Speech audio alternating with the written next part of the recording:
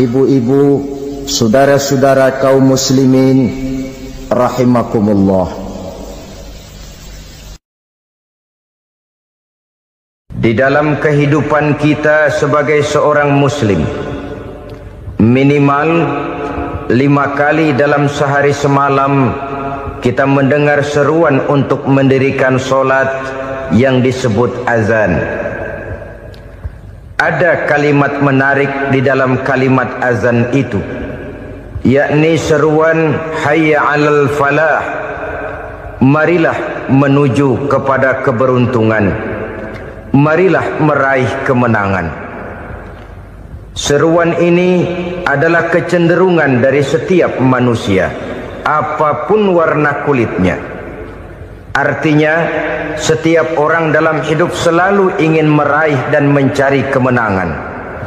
Kemenangan akan melahirkan kepuasan batin, dan kepuasan batin memberikan kebahagiaan. Sedangkan kekalahan melahirkan penderitaan batin, dan penderitaan batin menjerumuskan seseorang di dalam berbagai bentuk kerugian. Jikalau inilah seruan azan, maka masalahnya ialah apa yang menyebabkan kita meraih kemenangan.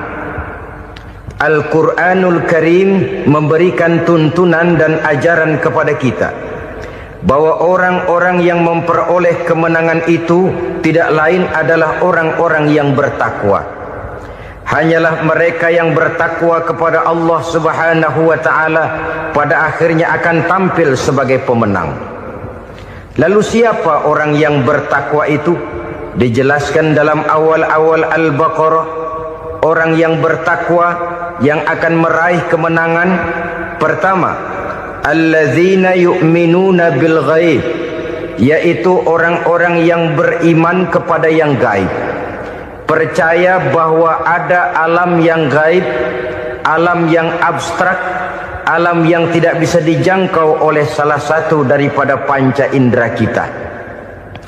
Mereka percaya dan beriman kepada adanya malaikat, beriman kepada adanya iblis dan jin, beriman kepada adanya alam kubur, beriman kepada adanya alam mahsyar, beriman kepada adanya alam akhirat, beriman kepada adanya surga dan neraka. Beriman bukan cuma sekedar beriman dalam ucapan bibir saja, tetapi beriman yang nilai iman itu mampu mewarnai gerak dan gaya hidupnya.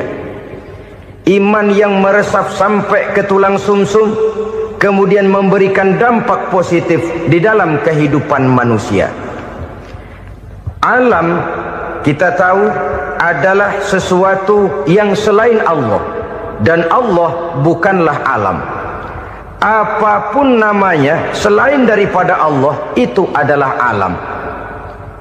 Alam pada hakikatnya terbagi menjadi dua.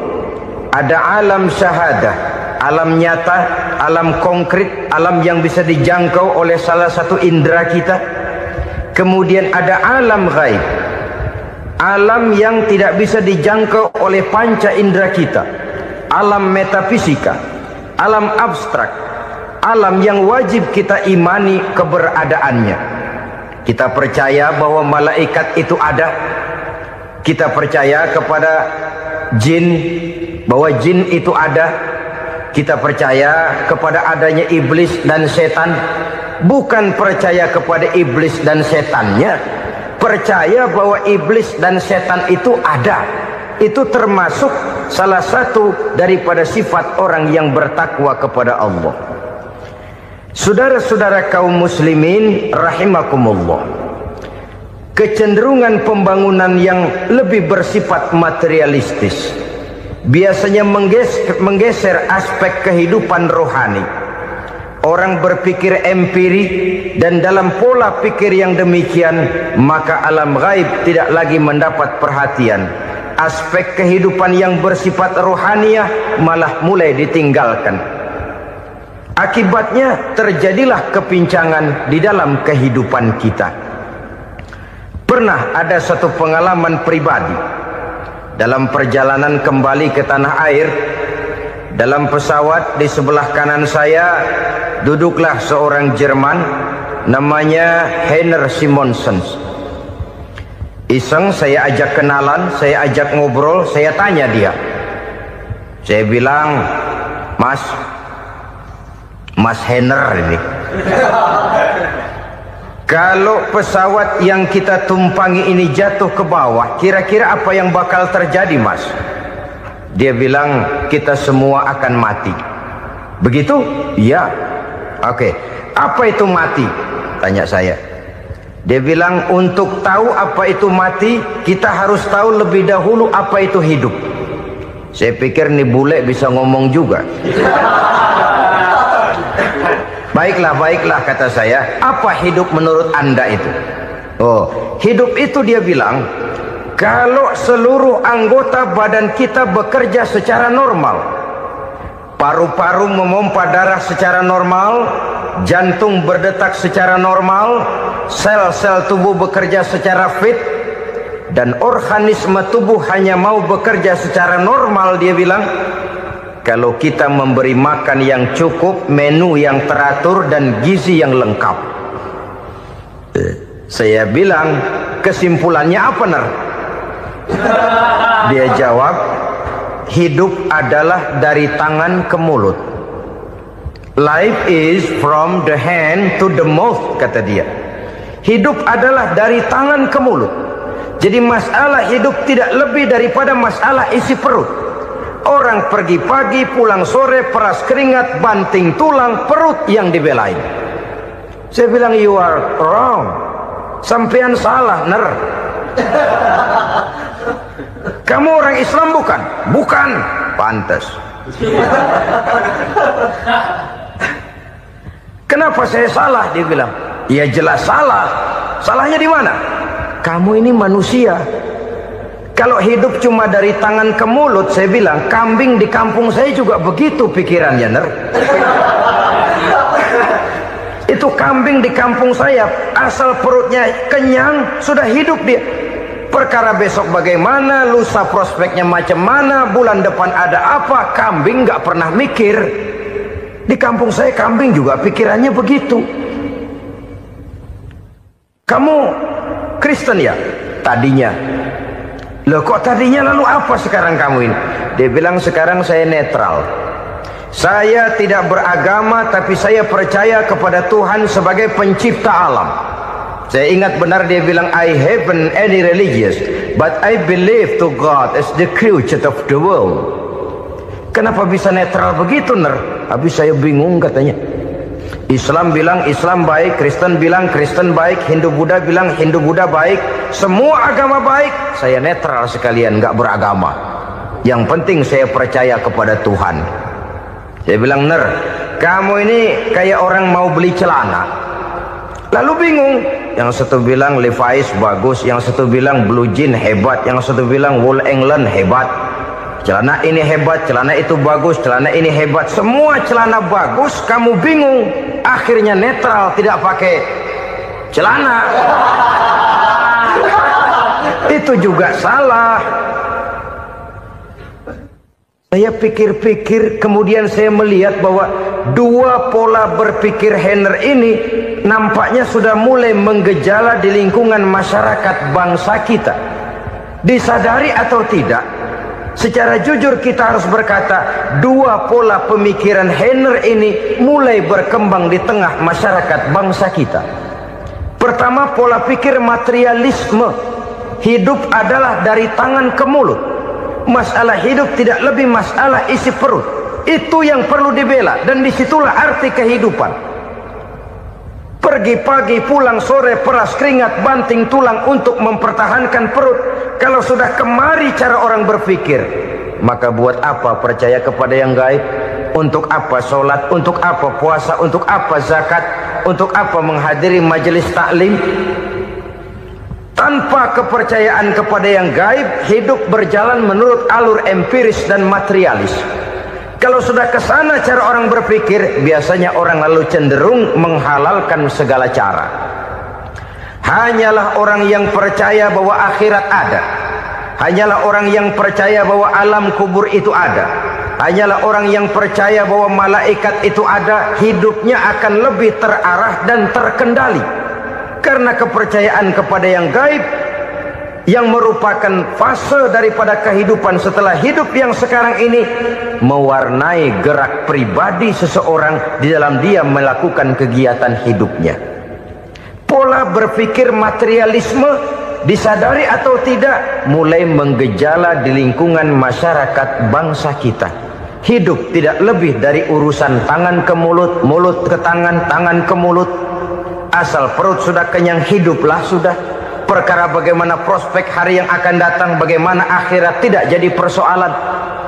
Ini yang oleh Nabi diperingatkan, ad-dunya sijnul mu'min wa jannatul kafir. Dunia adalah penjara bagi orang beriman dan surga bagi orang kafir. Dulu di zaman Belanda hadis ini pernah disalah tafsirkan, disalah artikan, digunakan sebagai senjata untuk mengkebiri dan membuat impoten umat Islam. Sudahlah umat Islam gak usah macam-macam, kata Belanda. Dunia ini kan penjara buat orang Islam, surga buat orang kafir. Di penjara jangan bertingkah.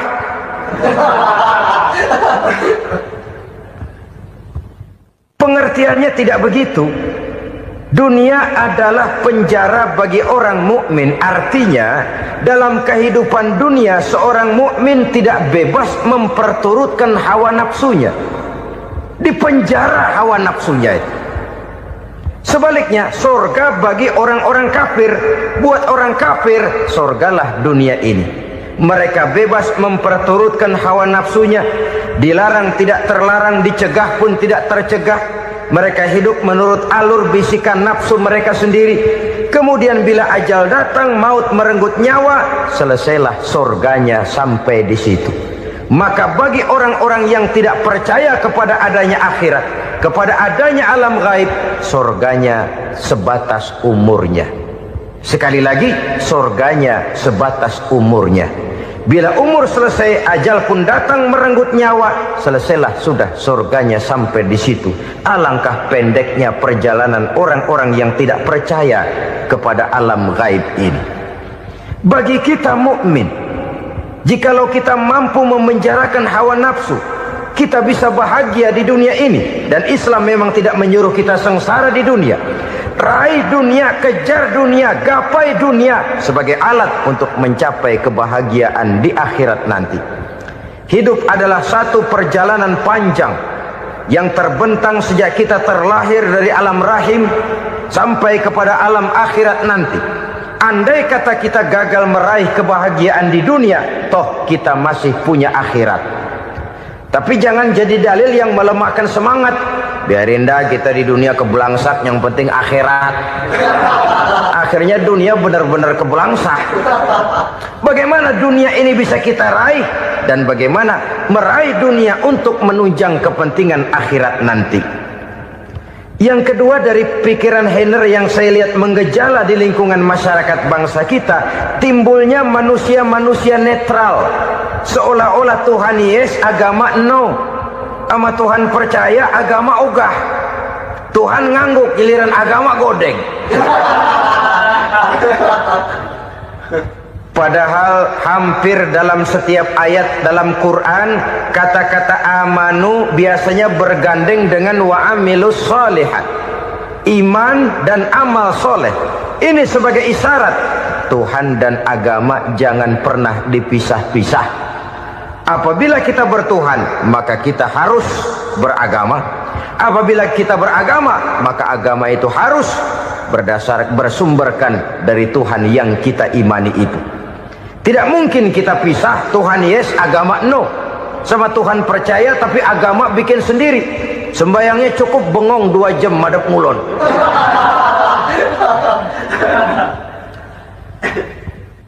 Saudara-saudara kaum muslimin rahimakumullah. Jadi dengan demikian, agama yang kita akui merupakan unsur mutlak di dalam pembangunan sekarang ini, merupakan bagian dari kehidupan yang menuntun kita bahwa di balik alam nyata ini, di balik alam syahadah ini ada alam gaib.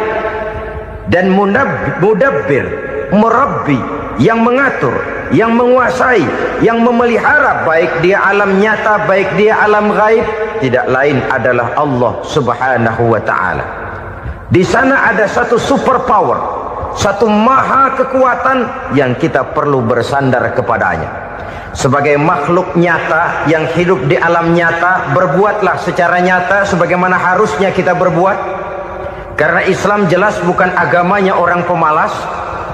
Islam jelas bukan agamanya orang yang mengajarkan setelah selesai sholat boleh duduk, nggelenggem ayam-ayam, ndelohom, menghitung bintang di langit sambil menunggu keajaiban. Tidak. Islam adalah agama yang mengajarkan apabila sholat sudah selesai kamu kerjakan, bertebaranlah di permukaan bumi, cari karunia Tuhanmu. Jangan hidup berpangku tangan menunggu keajaiban, karena hidup bukan undian. Jangan berharap untung besar tanpa mau peras keringat. Tapi di sebalik itu toh kita juga harus yakin bahwa di sisi usaha nyata yang kita lakukan ada satu super power, satu maha kekuatan gaib yang menentukan berhasil dan tidaknya usaha kita. Kepercayaan kepada hal semacam inilah yang mendorong kita untuk mempunyai sandaran vertikal, agar jikalau usaha ini berhasil, kita tidak lupa diri dan lupa daratan. Jikalau usaha ini gagal, kita tidak putus asa dan buruk sangka, tidak cupik pandangan dan sempit hati, tapi mampu melihat persoalan dengan kacamata putih sambil husnuzon kepada Allah Subhanahu wa ta'ala. Kita percaya malaikat itu ada. Ada yang namanya Raqib dan Atid, mengawasi gerak hidup kita sampai kepada gerak hati kita. Ini memberikan sugesti agar kita berhati-hati. Tidak sejengkal tanah pun kita bisa berlindung dari pengawasan Raqib dan Atid. Ada Munkar Nakir yang akan menyoal kita di alam kubur. Ada malaikat Malik, penjaga neraka. Ada malaikat Ridwan yang menjaga surga. Kita percaya kepada adanya jin, kita percaya kepada adanya setan, iblis. Percaya kepada adanya, bukan mempercayai si setan, si iblis lalu menjadikannya sebagai teman. Tidak. Percaya bahwa mereka itu ada dan merupakan makhluk Allah yang gaib, yang diciptakan Allah Azza wa Jalla. Kepercayaan kepada alam gaib memberikan motivasi terhadap gerak lahir manusia, sehingga dengan motivasi kepercayaan kepada yang gaib, gerak lahir jadi lebih terarah, jadi lebih terpelihara. Pernah seseorang bertanya, "Pak, apakah adanya akhirat bisa dibuktikan secara ilmiah?" Saya bilang tidak bisa, tidak bisa. Kenapa? Karena yang berangkat nggak pernah pulang kembali lagi. Kalau dia pulang kemari bisa kita tanya bagaimana enak di sono. Cuma secara moral saya katakan, lebih beruntung orang yang percaya kepada akhirat daripada yang tidak. Sekarang saudara percaya akhirat ada, lalu saudara baik-baik di dunia, sholat, puasa, zakat, menolong orang lain, menebarkan kebajikan. Saudara mati, andai kata akhirat tidak ada, toh dalam hidup saudara sudah berbuat baik. Paling tidak nama saudara akan dikenang sebagai orang baik. Sebaliknya, saudara percaya, kata saya, bahwa akhirat tidak ada, lalu hidup semau-maunya, tenggelam dalam maksiat dan munkarat, menentang Allah, tidak mau ruku dan sujud. Lalu saudara mati, kemudian akhirat ada, ayo mau apa? Bekal tidak punya. Jadi secara moral lebih beruntung orang yang percaya kepada adanya akhirat daripada yang tidak percaya. Dan itu alam gaib yang tidak bisa dibuktikan secara eksat. Jangankan untuk membuktikan seperti itu, dalam kehidupan sehari-hari saja yang kita rasakan tidak selalu berbentuk toh. Angin, bagaimana sih bentuknya angin? Kita tidak tahu. Merah, buktinya kalau dikerok merah. Yang merah itu kulit, yang kulit kita bukan anginnya. Sakit, rasa sakit itu ada, tapi bagaimana bentuk sakit kita nggak pernah tahu. Kalau kita makan cabai pedas, bagaimana bentuk pedas itu tidak ada, tapi rasa ada. Bentuk pedas hijau, cabenya bukan pedasnya. Tidak semua yang kita rasakan bisa kita gambarkan dalam bentuk yang konkret. Oleh karena itu, sekali lagi bahwa kepercayaan kepada alam yang gaib mampu memberikan satu sugesti yang menata kehidupan seseorang lebih lurus, lebih terarah, dan lebih terkendali. Maka wajar kalau kepercayaan kepada yang gaib mengantarkan seseorang untuk meraih kemenangan. Kenapa? Dia percaya kepada yang gaib, bahwa akhirat ada, bahwa alam kubur ada, bahwa pertanggungan jawab itu ada. Maka dia lalu tidak hidup saenae udele dewe gitu loh. Tidak hidup menurut seleranya sendiri, terarah, teratur. Ini cirinya yang pertama. Orang bertakwa yang akan meraih kemenangan, mereka beriman, mereka percaya kepada yang gaib. Bahkan hal-hal konkret saja selalu berangkat dari yang gaib. Saudara-saudara, para remaja, para pemuda sekarang ini tidak pernah tahu toh siapa yang akan jadi teman hidup saudara. Kita bisa saja ngerancang, mentargetkan, tapi toh akhirnya yang namanya jodoh bukan kekuasaan kita. Rezeki di luar kemampuan kita. Begitu juga ajal. Maut, jodoh, ajal adalah contoh-contoh konkret bahwa pada akhirnya yang gaiblah yang menentukan. Bertahun-tahun ngelancong, emang jodoh seret, nggak jadi. Begitu kenal baru setengah malam nginep ditangkap hansip kan. Hal-hal semacam itu kadang-kadang kita berpikir suuzon, gilet, perempuannya cakep banget, lakinya rebek amat. Memang begitulah jodohnya. Memang begitulah jodohnya. Saudara hadirin ma'asyiral muslimin yang saya hormati, jadi hal-hal yang konkret saja kita yakini sepenuhnya ditentukan oleh satu superpower yang gaib itu tadi. Dari sanalah segala ketentuan itu berangkat dan kesanalah segalanya akan kembali. Maka kepercayaan kepada yang gaib meluruskan gerak hidup seseorang dan itu akan mengantarkan dia kepada meraih kemenangan. Satu. Yang kedua, wa yuqimuna shalah. Orang bertakwa yang akan meraih kemenangan itu adalah orang-orang yang mendirikan sholat. Kenapa sholat mengantarkan orang untuk meraih kemenangan? Yang jelas, inna sholata tanha anil fahsya'i wal munkar. Sholat mampu mencegah manusia dari perbuatan keji dan munkar. Banyak filsafat hidup yang terkandung di dalam sholat ini. Sejak kita wudhu sampai kita menghadap ke arah kiblat, sampai kita melakukan gerak-gerak sholat, bacaan-bacaan yang ada di dalam sholat, lalu sampai kepada mengucapkan salam. Banyak filsafat hidup yang terkandung di dalam sholat. Umpamanya saja, setelah takbiratul ihram mulai kita dengan sholat dalam posisi berdiri, diajarkan dalam kitab-kitab fikih agar kita melihat ke arah tempat sujud. Ini kan filsafat kehidupan.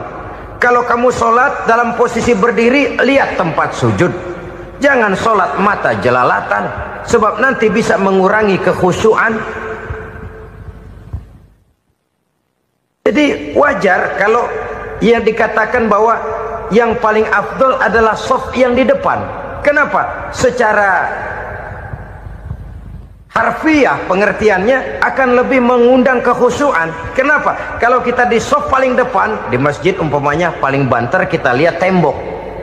Tapi kalau kita shaf di tengah atau di belakang, orang-orang di depan kita pun akan kelihatan. Yang bajunya loreng, yang bajunya genggang, yang bajunya macam-macam. Kita lihat, kadang-kadang kita pikirin, ada yang bajunya bolong.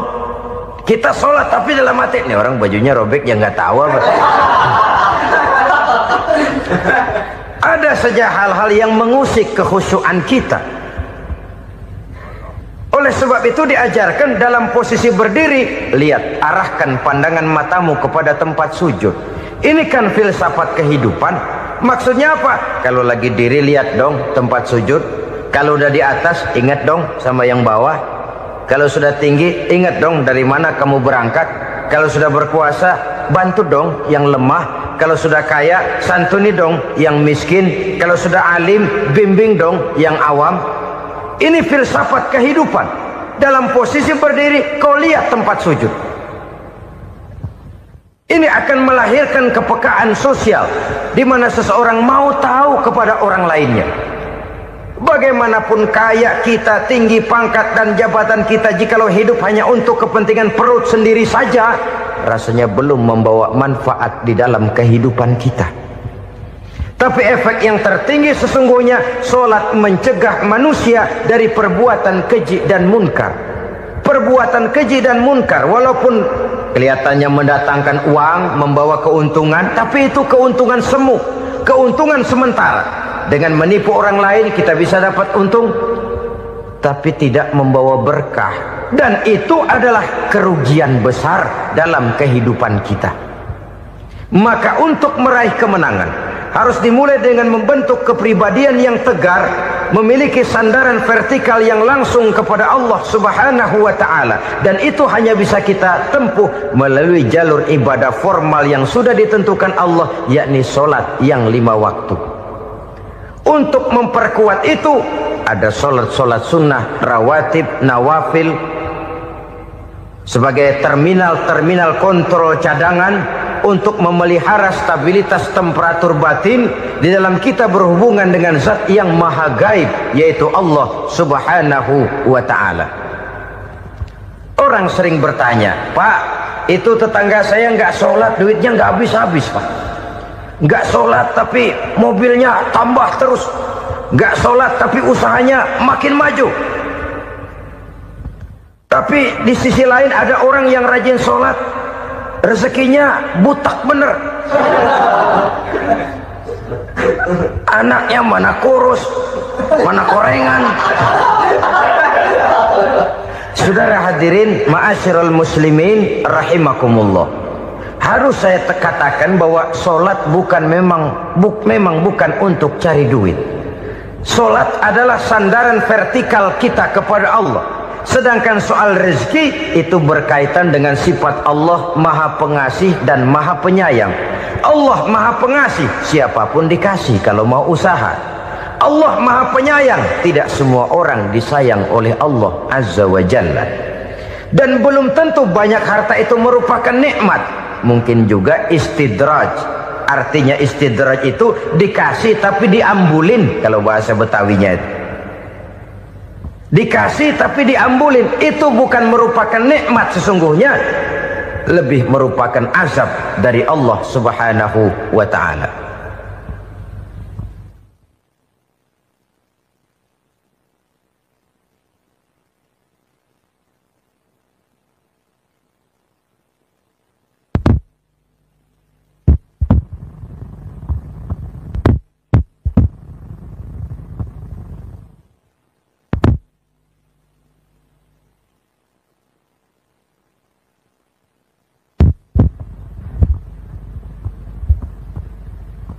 Agama mempunyai sistem solat, dan kita umat Islam telah dituntun oleh Allah Subhanahu wa ta'ala yang wajibnya 5 kali dalam sehari semalam mendirikan solat, dan itu tentu berada dalam jangkauan kemampuan manusia. Pada awalnya barangkali kita memang merasa solat itu satu kewajiban, tapi semakin kita hayati makna, manfaat dan filsafat yang terkandung di dalam ajaran solat, semakin sampai kita kepada keyakinan bahwa solat adalah keperluan kita. Sehingga pada waktu tertentu dinilai puncaknya, kita tidak lagi akan berkata saya wajib solat, tapi kita akan berkata saya perlu solat. Kalau kita sudah merasakan itu adalah keperluan kita, nah di sanalah kita baru akan merasakan ruginya kalau hal itu tidak kita laksanakan. Sepanjang kita masih berkata saya wajib sholat, kita akan lebih merasakan dia sebagai beban ketimbang sebagai keperluan. Yang jelas Allah tidak memerlukan ibadah yang kita laksanakan ini. Dengan kata lain, andai kata satu dunia penuh ini orang tidak ada yang sholat satu pun, Allah tidak akan turun dari jabatan Tuhan. Jangan lalu berpikir kalau kita ngambek se-RW kagak sembahyang Tuhan tekor kali ini ya. Tentu tidak. Itu perlunya kita, bukan perlunya Allah. Dan pada induknya kita akan berkata, saya perlu agama.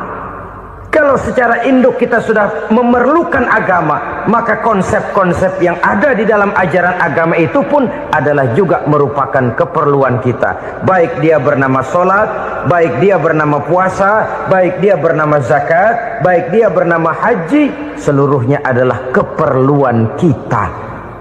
Dan sesuatu yang kita perlukan apabila tidak kita laksanakan akan melahirkan kerugian di dalam kehidupan.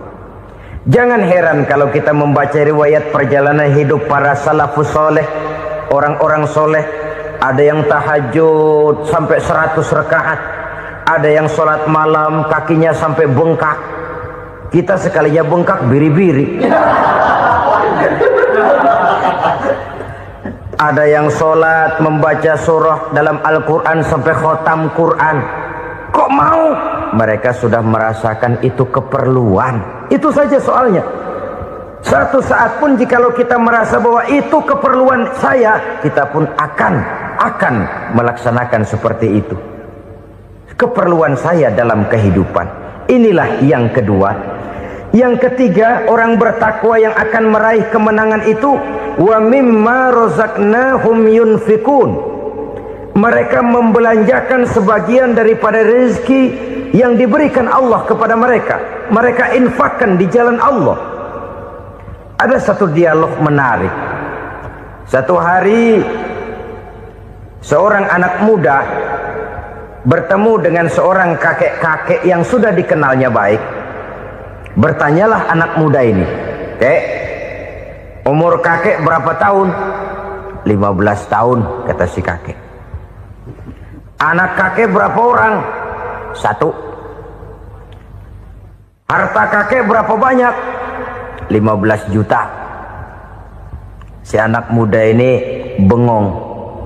Lalu protes, "Kok kakek bohongin saya?" "Kenapa?" "Saya tahu umur kakek 70 tahun. Kenapa ngaku 15? Saya tahu anak kakek 5. Kenapa bilang 1? Saya tahu kakek miliuner, miliaran uang kakek. Kenapa ngaku cuma 15 juta? Begini, kata si kakek tadi.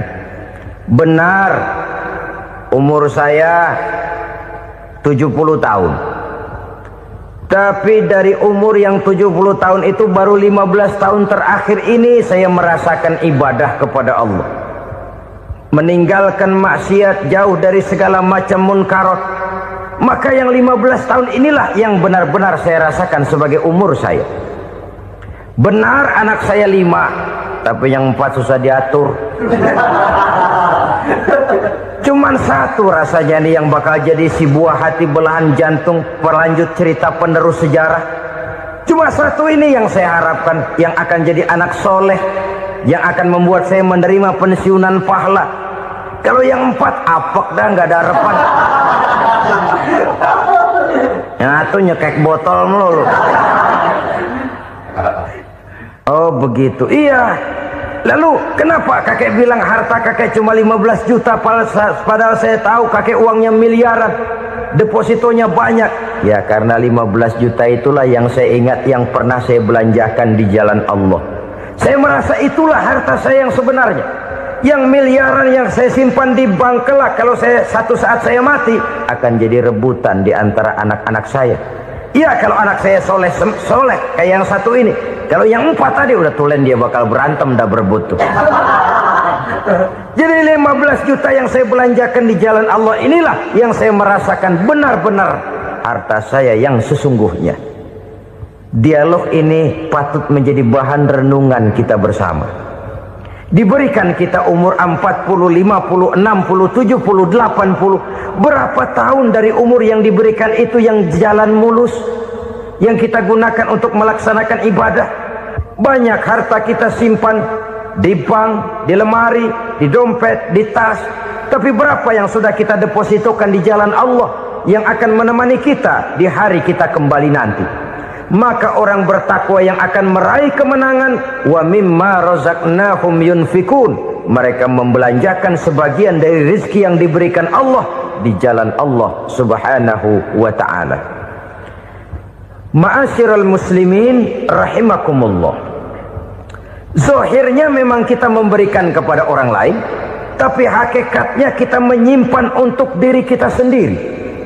Kita memberikan kepada yatim piatu 25.000. Zahirnya kita memberikan si yatim, hakikatnya kan kita cuma nyimpan. Saya berikan, titip kepadamu, ini untuk saya di akhirat. Kau boleh belikan baju, kau boleh belikan untukmu makan, kau boleh bayarkan sekolahmu. Ini untuk saya. Hakikatnya kita nyumbang masjid 1 juta, zahirnya kita berikan kepada panitia masjid, tapi hakikatnya kan cuma titip 1 juta ya, untuk saya di alam kubur nanti.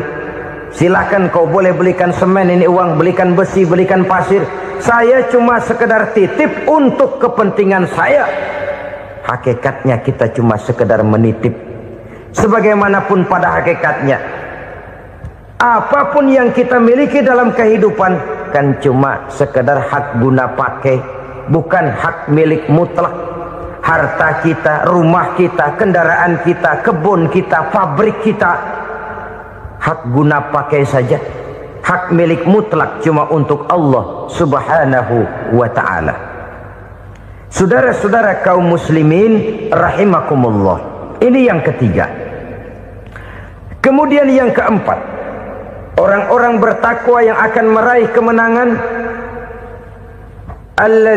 allazina yu'minuna bima unzila ilaika, mereka yang beriman, mereka yang percaya kepada apa yang telah diturunkan kepadamu Muhammad, ay Al-Quran, yakni Al-Quranul Karim. Setelah percaya kepada yang gaib, mendirikan solat, kemudian menginfakkan sebagian dari rezeki yang diberikan Allah, mereka juga lalu percaya kepada yang diturunkan terhadap Nabi, yaitu tidak lain Al-Quranul Karim. Sekali lagi di sini, percaya bukan hanya sekedar percaya saja, tetapi percaya lalu menjadikan Al-Quran itu sebagai pedoman hidup. Sebab memang Al-Quran itu adalah GBHM, garis-garis besar haluan muslim. Apa yang harus kita lakukan, apa yang harus tidak kita lakukan, bagaimana mestinya kita bertingkah laku dan berbuat, seluruhnya tercantum di dalam Al-Quranul Karim. Itu sebabnya ketika satu hari Aisyah ditanya bagaimana akhlak Rasul, beliau menjawab, kana Rasulullah sallallahu alaihi wasallam khuluquhul Quran. Akhlak daripada Rasulullah tidak lain adalah Al-Quran. Jawaban simpel ini memberikan gambaran bahwa keseluruhan daripada konsepsi Quran sudah diterjemahkan dalam kehidupan Rasulullah sallallahu alaihi wasallam. Karena kita tahu akhlak adalah keseluruhan dari gerak hidup manusia. Sejak ia berpribadi, berumah tangga, bertetangga, bermasyarakat, sampai kepada berbangsa dan bernegara, Al-Quran tetap memberikan sentuhan nilainya. Oleh karenanya, orang-orang yang bertakwa adalah orang-orang yang menjadikan Al-Quran sebagai pedoman dalam kehidupannya. Dan kita yakini Al-Quran diturunkan kepada Nabi Muhammad bukan merupakan produk Nabi Muhammad. Isi dan redaksinya langsung dari Allah subhanahu wa ta'ala. Kemudian cirinya yang kelima, orang bertakwa yang akan meraih kemenangan itu, wa ma unzila min qablika. Tidak hanya sekedar percaya kepada yang diturunkan terhadap Nabi Muhammad, yaitu Al-Quran, mereka juga percaya kepada apa yang pernah diturunkan kepada para nabi, kepada para rasul sebelum Nabi Muhammad. Percaya kepada adanya suhuf, percaya kepada adanya Taurat, percaya kepada adanya Injil, percaya bahwa Allah dahulunya sudah menurunkan Taurat kepada Musa, percaya bahwa Allah sudah menurunkan Injil kepada Isa, percaya Injil ada, Taurat ada, diturunkan Allah untuk Isa dan Musa, tetapi tidak wajib mengamalkannya karena kita sudah diberikan Al-Quranul Karim. Ini yang perlu saya garis bawahi. Kita percaya Allah telah menurunkan Injil dahulu kepada Isa. Kita percaya bahwa Allah telah menurunkan Taurat dahulunya kepada Nabi Musa. Kadang-kadang ini dijadikan dalih, dikacaukan pengertiannya. Quran saja mengajarkan bahwa orang yang bertakwa harus percaya kepada Injil, maka pakailah Injil. Apalagi kalau ayat sebelumnya ditilap, dihapus, dihilangkan, Injilnya yang ditekankan, maka akan terjadilah penekanan yang salah arah. Karena salah arah akhirnya bisa merusak dan menghancurkan akidah. Ketika Rasul suatu saat pernah ditanya orang, "Ya Rasul, bagaimana sikap kita sebagai muslim terhadap Injil yang ada sekarang?" Beliau menjawab, "La tukadzibuhu jami'an wa la tusaddiquhu jami'an." Jangan didustakan seluruhnya, jangan juga dibenarkan semuanya. Artinya, ini sudah merupakan gambaran dari Rasul bahwa dalam Injil yang ada sekarang masih ada ajaran-ajaran tauhid yang dibawa oleh Nabi Isa dan diajarkan kepada umatnya. Tapi juga dalam Injil yang sekarang ini sudah terkena intervensi dan investasi manusiawi. Karena itu Rasul menyimpulkan, la tukadzibuhu jami'an wa la tusaddiquhu jami'an. Jangan didustakan semua, jangan dibenarkan seluruhnya. Kita memang percaya Allah telah menurunkan Injil kepada Nabi Isa dulu, tapi kita tidak wajib mengamalkan Injil. Kita percaya Allah telah menurunkan Taurat kepada Nabi Musa, tapi kita tidak wajib mengamalkan kitab ajaran Taurat. Yang wajib kita percayai dan kita amalkan hanyalah Al-Quranul Karim. Kenapa? Oleh karena baik yang ada di dalam Taurat, baik yang ada di dalam Injil, tentu tercakup di dalam Al-Quran sebagai kitab terakhir yang diturunkan oleh Allah Subhanahu wa Ta'ala. Dan itu wajar. Kalau seorang pejabat mau mengeluarkan satu keputusan baru, tentu dia harus meninjau keputusan-keputusan lama. Andai kata dianggap tidak berlaku, dianggap tidak relevan lagi, maka keputusan-keputusan lama itu tentu sudah dianggap tidak berlaku. Sebagian daripada aturan-aturan dalam keputusan lama yang masih dianggap relevan tercantum dalam keputusan baru yang wajib diamalkan. Begitulah hubungannya antara Al-Quran, Taurat, Zabur, dan Injil. 4 kitab samawi yang diturunkan Allah masing-masing kepada Zabur untuk Nabi Daud, Taurat untuk Nabi Musa, dan Injil untuk Nabi Isa alaihi wassalatu wassalam. Ketiga-tiga kitab itu kita percayai adanya. Kita yakini Allah telah menurunkan Zabur, Taurat, dan Injil. Tapi kita tidak wajib mengamalkannya. Yang wajib kita mengamalkannya sekarang ini tidak lain hanyalah Al-Quranul Karim saja. Karena ia mencakup apa yang ada di dalam Zabur, apa yang ada di dalam Taurat, dan apa yang ada di dalam Injil. Keotentikannya bisa dipertanggungjawabkan. Ya, tapi kan Nabi Muhammad sudah mati 14 abad yang lalu, dan di zaman beliau Al-Quran kan belum dikodifikasikan, belum ditulis. Bagaimana keotentikannya bisa dipertanggungjawabkan? Mudah saja. Allah berjanji, inna nahnu nazzalna dzikra wa inna lahu lahafizun. Kami yang menurunkan Al-Quran dan kami yang akan menjaga dan memeliharanya. Allah turunkan Quran, Allah menjaganya. Bagaimana cara Allah menjaga Al-Quran itu? Banyaknya orang-orang yang hafaz Al-Quran. Hafaz Al-Quran 30 juz, 114 surah, 6.666 ayat. Sehingga jangankan satu kata, Jangankan satu ayat, satu kalimat saja berubah, sudah akan timbul reaksi dan mudah dimengerti. Kenapa? Banyak orang-orang yang hafaz Al-Quran. Sedangkan pada setiap akhir tahun biasanya malaikat Jibril selalu mengadakan checking terhadap ayat-ayat yang diturunkan pada waktu itu. Di zaman Nabi sendiri sudah ada usaha kodifikasi.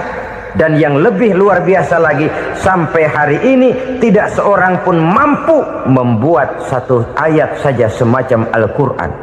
Ke bahasa manapun dia diterjemahkan, naskah aslinya tetap ikut, rujukan dasarnya tetap ada. Berdasarkan itu, maka tidak mungkin terjadi penyelewengan terhadap atau pemalsuan terhadap ayat-ayat Al-Quranul Karim. Kesuciannya, keotentikannya, kemurniannya bisa dipertanggungjawabkan. Ma'asyiral muslimin rahimakumullah. Oleh karenanya, konsepsi dasar daripada ajaran Islam ini memang tidak lain adalah Al-Quran dan Sunnah. Isi daripada agama Islam yang merupakan iman, Islam dan ihsan, konsepsi dasarnya tidak lain adalah Al-Quran dan Sunnah Rasulullah Sallallahu Alaihi Wasallam. Maka yang kita perlukan sekarang ini adalah terjemahan Al-Quran di dalam kehidupan kita. Dengan demikian, maka gaya kehidupan yang lebih Qurani itulah yang kita dambakan. Kita perlu memang terjemahan Quran dalam bahasa Inggris, dalam bahasa Belanda, dalam bahasa Jepang, tapi yang lebih kita perlukan adalah terjemahan Quran di dalam kehidupan kita.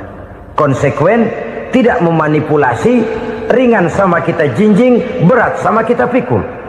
Jangan kalau lempengan ayat Quran tuh kira-kira enak diamalin, keras teriakan kita. Giliran kira-kira ayat Quran itu mukul kepala kita sendiri, diam kita. Itu ciri yang pernah disindir Allah dalam awal-awal Baqarah juga. Ciri beragamanya orang yang munafik. Kullama adha'a lahum masyawfi, kata Allah. Wa iza azlama alaihim qamu. Apabila terang mereka jalan, apabila gelap mereka berhenti. Artinya, kalau kira-kira di Islam nguntungin, rame-rame pada teriak Islam. Tapi ketika diminta untuk berjuang, ketika dituntut untuk berkorban, rame-rame mengundurkan diri. Nasib agama tidak ubahnya seperti daun pisang yang dikait orang di tepi jalan lantaran tak berpayung di ketika hari hujan. Manakala hujan usailah sudah, daun itu pun dicampakkan di tepi jalan, diinjak pula orang nan lalu. Artinya, orang menjadikan agama cuma sebagai lipstick, decoration only, tidak konsekuen.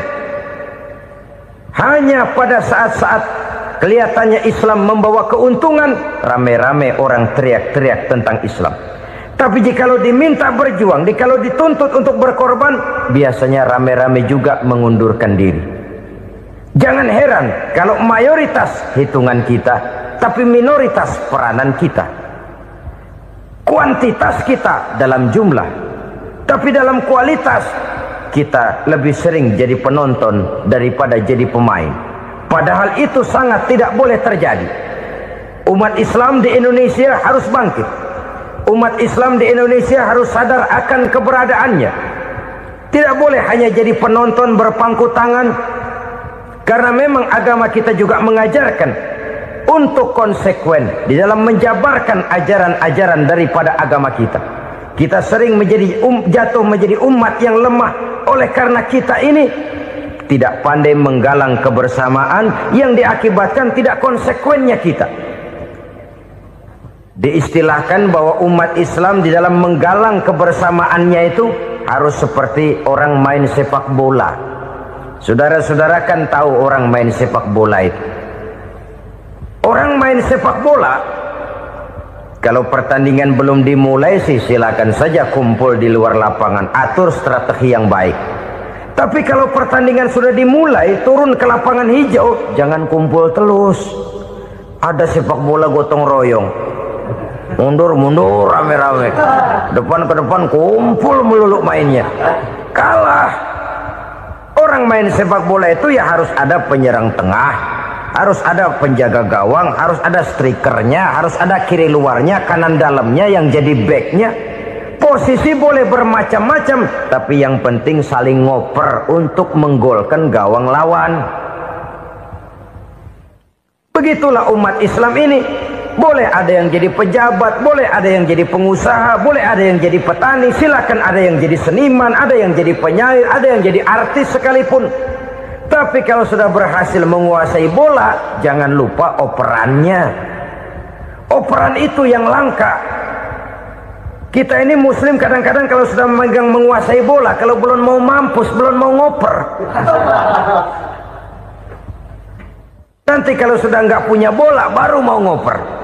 Kalau sudah dengar-dengar mau dekat pensiun, baru mau jihad, baru mau berjuang, baru mau ngurus pesantren. Tanda tangan sudah tidak laku, memo sudah tidak dihargai, baru mau berjuang.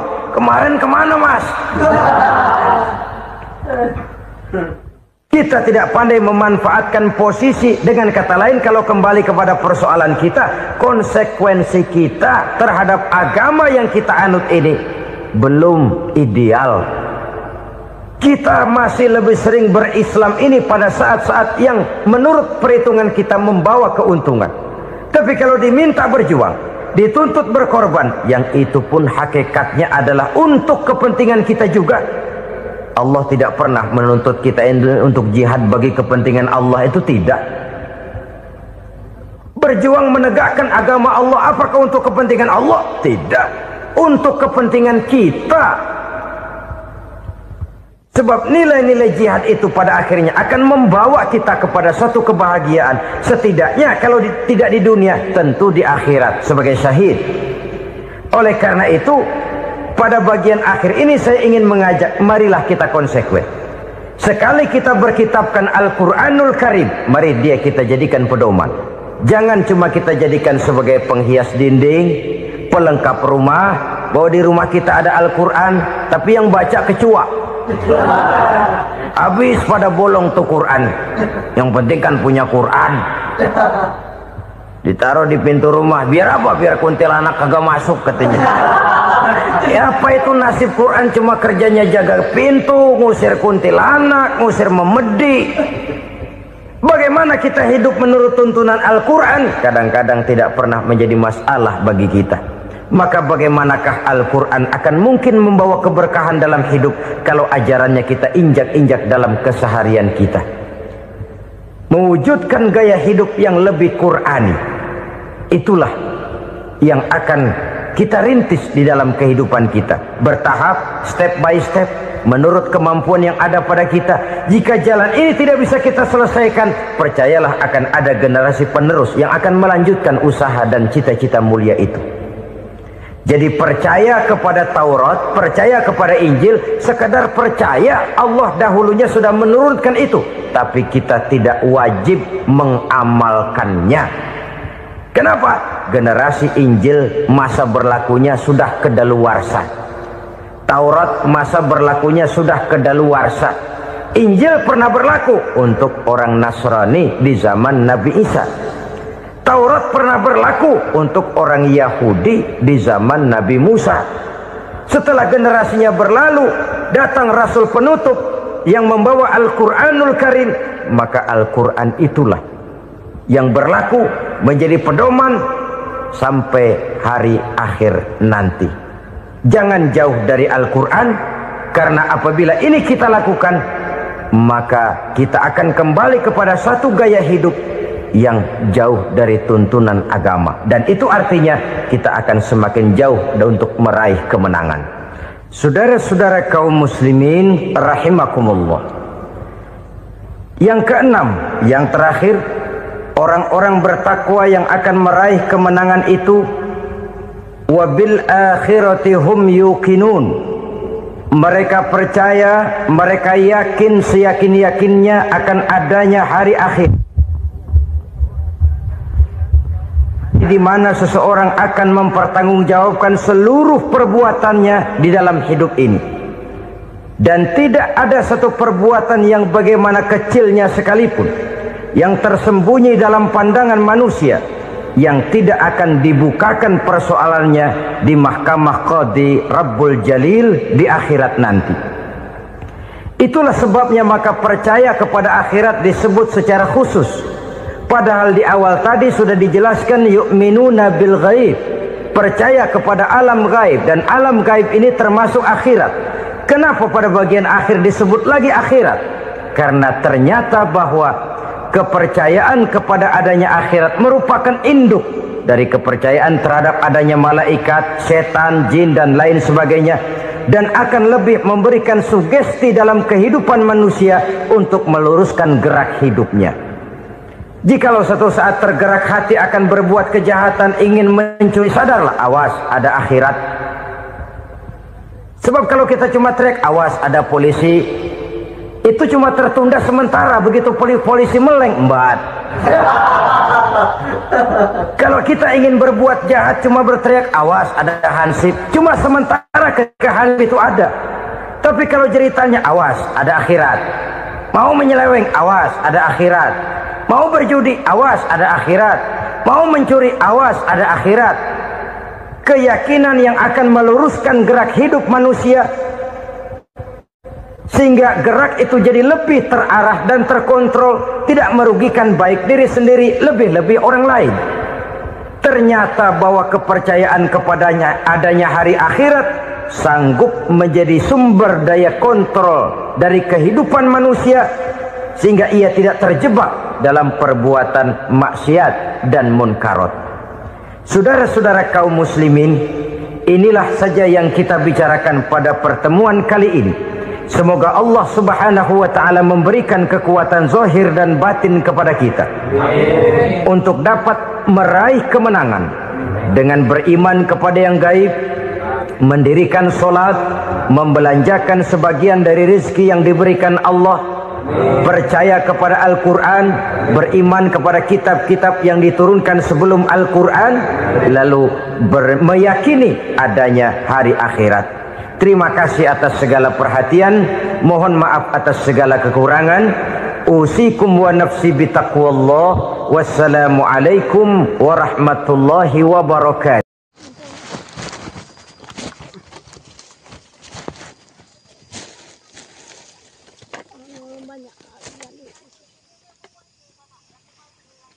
Sabat ini nih, sabu nih lah. Kalian di muter ngabis, bapaknya ngabis nih tahun.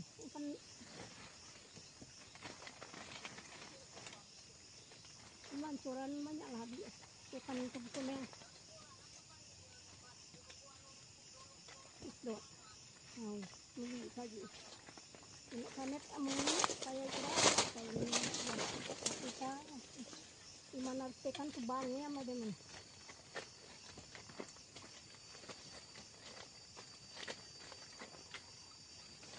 Yang ini desa apa, Mak? Hah? Itu gendong. Belah batas ini pula termasuk kayu. Hah? Masih ke sini. Kalau kapok kalau boleh ikut kalau kapok. Hanya lah kat kamu kaulan curan banyak lah ngabes. Kau tubuh kuning baik itulah. Kan kau ini itulah mesti ada. Pupuk, utama aku dah beli pupuk masakan ni. Yang tahun. Dah nak nunggu kok pisah tak. Adik dah, ikut sekali dua ni pupuk sih. Kalau aku dah sekali muter betul. Jaga tu mek tulah sih. Kalau aku dah pupuk mahal 60 ni. Yang naik 2.000 kat pupuk.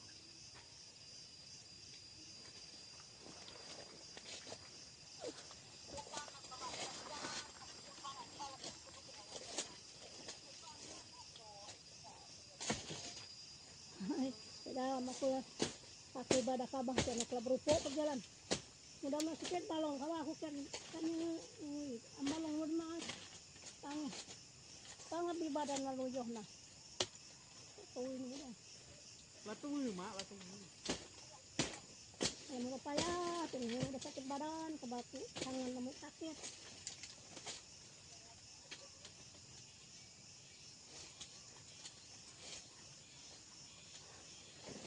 Tolak semprotnya, mereka kini tanah, mereka capai. Semprot tuh, nyamuk, semut. Bunga nak matang kau ini nak buahnya.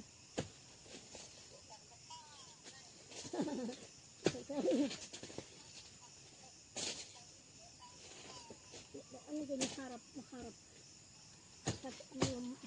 Sampai. Aduh.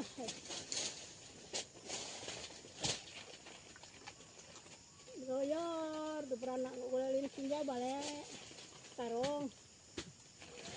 Utang nggak sulam, ngulelin jam 5 kadang-kadang. Mana pokok semang pagi ke sana gue. Gue sekarang sari. Pindah badan ini kok tuh masak nasi lampu dikit-dikit.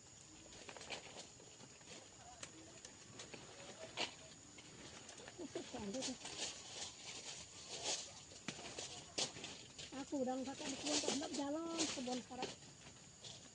Ini empat kasta lipat jadi jas masukku. Ini di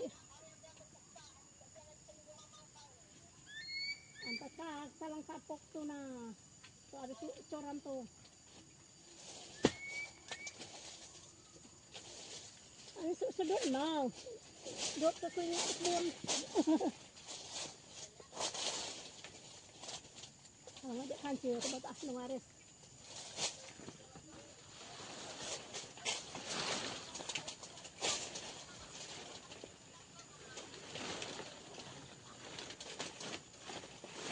Sahabat lu sehari pun kebun naik kebun pun. Apa ya di kebun apa ya jalan.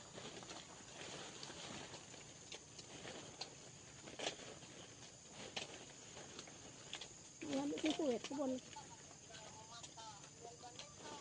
Allah jadi beli sayuran teman-teman. Keluar ini. Udah kabar cari ini lipat antar kalian tuh yang itu jalan. Ada kebun ke bah. Tunggu di jalan. Bingung juga. Ayah kalau diri tahu sampai sana nak sahabat tuh nak naik turun di kebun tuh mana nih? Turunan saya balik asa kepeng.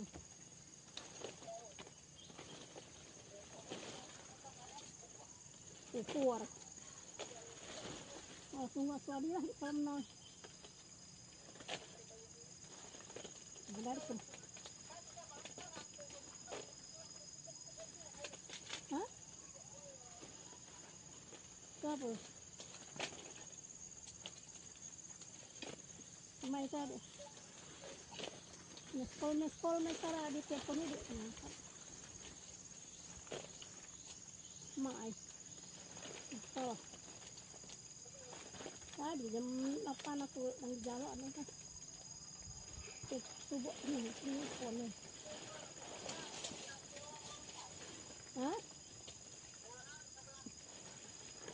Ya. Dah saja mana lagi?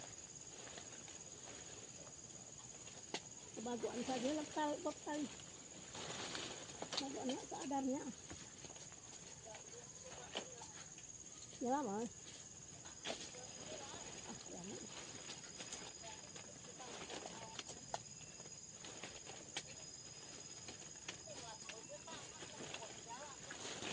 Kalau udah sampai dah bawah.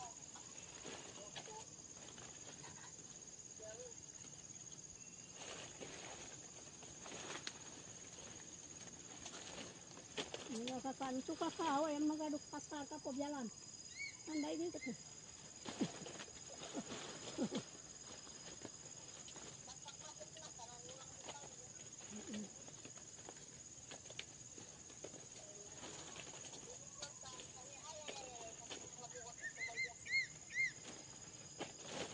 Oh, ada korek-korek.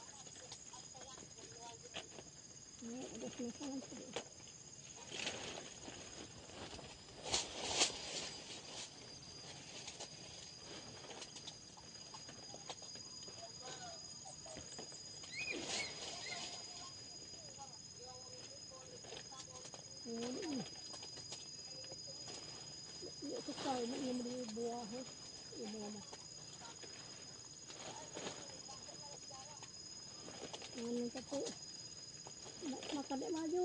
angkat tadi ah.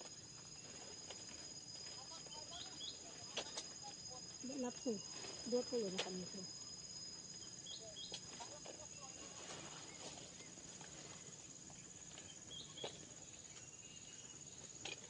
Dia tadi nampak kali PS ngapa?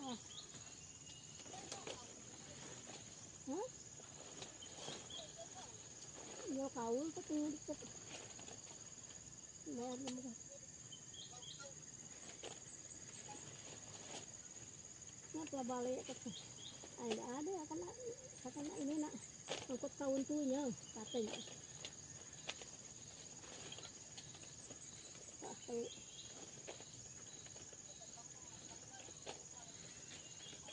Ya, jadi mau di sini lah udah udah 2 hari jadi tahu penyerupan tuh kalau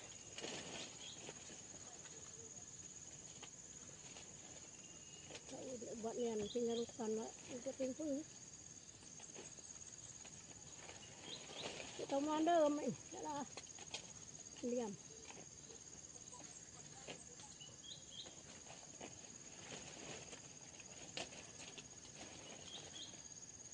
kalau kan depan kalau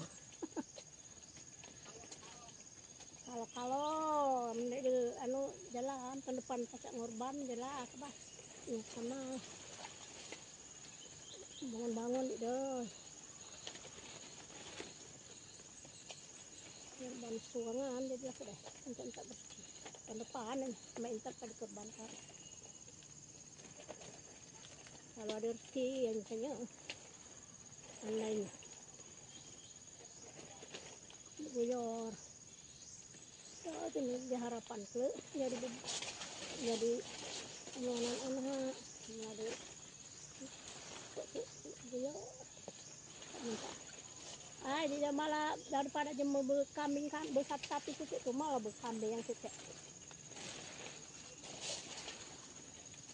nggak seramu ambil anu kan yang baiklah anu lah kambing kita lebih baik aja jika lagi mau makan kambing yang tadi anu kalau kita pas sudah ya tapi mah tapi sebaiknya malah ngebantu kambing ini karena makan tadi haknya lah sapi tadi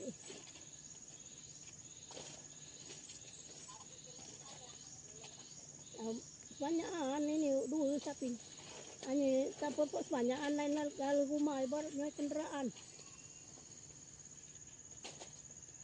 yuk mana dia sumpah di jalan lain jalur lainnya kambing nggak ban korban lainnya sapi jalan yang tahu lain kita sumpah istilah dia sumpah aja banyak perjalanan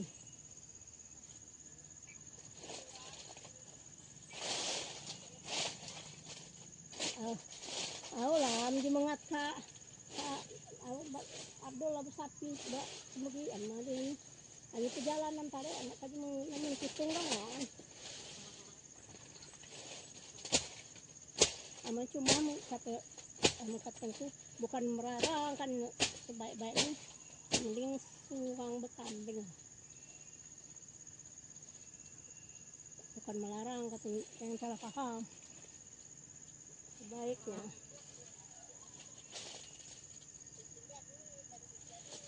jadi yang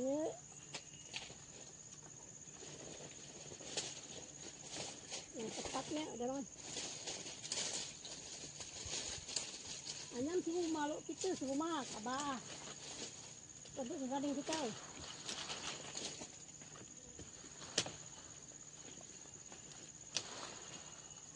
untuk Firdaus masih ingat sampai di korban sapi benar sebaiknya ini ruangan yang tua ini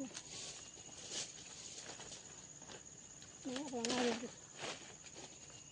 kalau aku nak mikot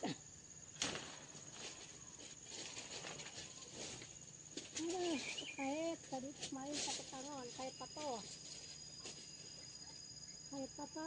misalnya satu itu naik kau wah saya berkerjaan kantoran. Hijak bawah, yang hijak. Tidak dapat tahu kalau milik saya kan. Coklik cunga. Tidak cukup keras.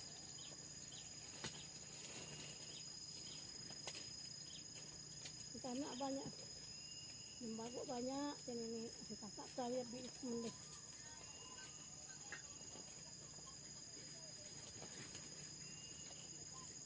Apa? Hah? Kemari pun toh. Ah.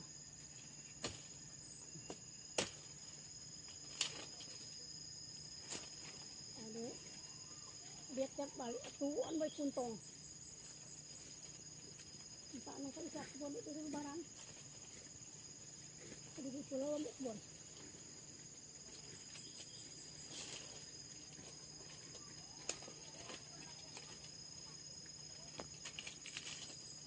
Ya, sendiri.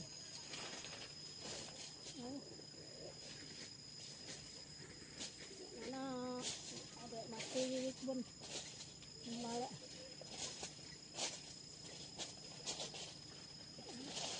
Aku apa wong dusun tu kabeh lagi aku. Akan kebun tu agak berjalan kebunnya sampai pesta ani kebun tuang tu setengah.